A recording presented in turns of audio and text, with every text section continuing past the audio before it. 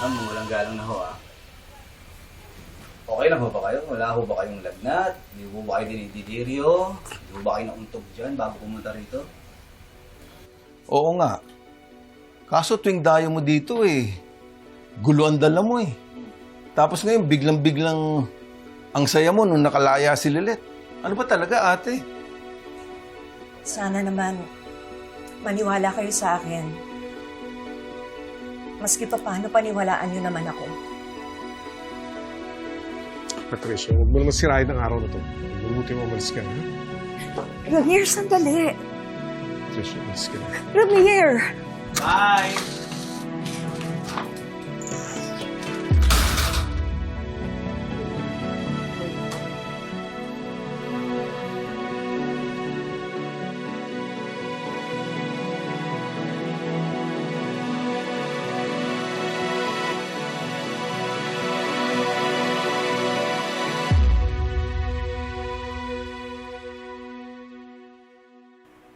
Nagtapang-tapangan ka na naman.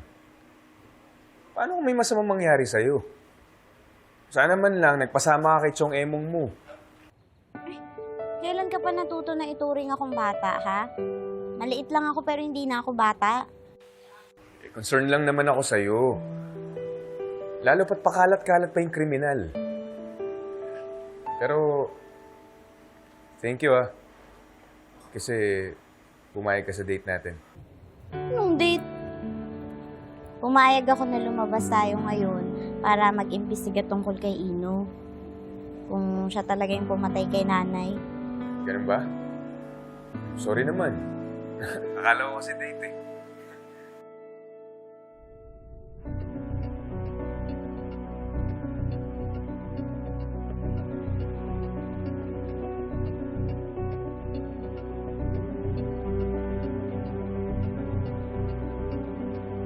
Oh, sige na. Hintay mo na lang ako sa meeting place natin, ha?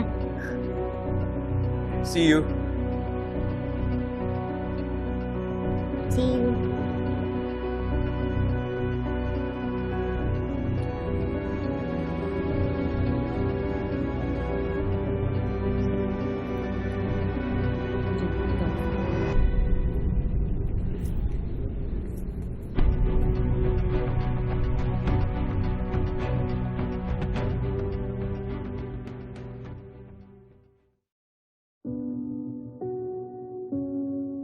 Pasensya ka na, Nay, ha?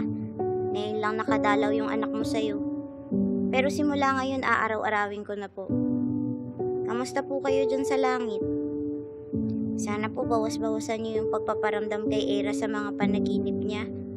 Para hindi naman na palaging irritable yun.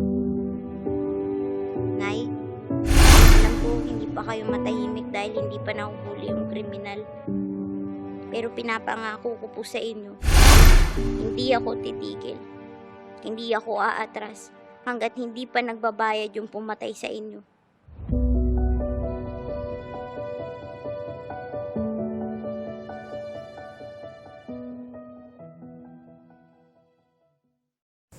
Lilet's out.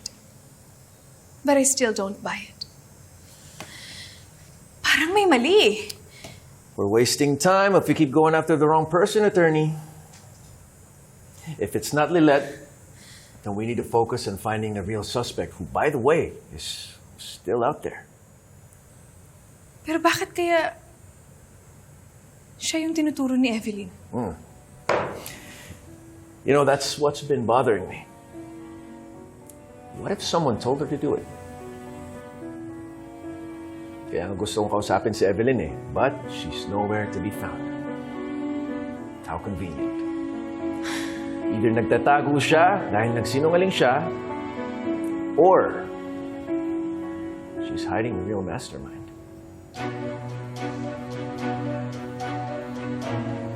Well, looks like we're not the only ones feeling the pressure.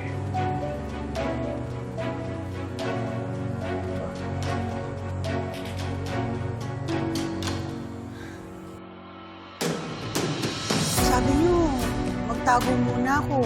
Sumunod naman po ako, di ba? Kahit na inip na ako dito. Hanggang kailan po ba ako dito?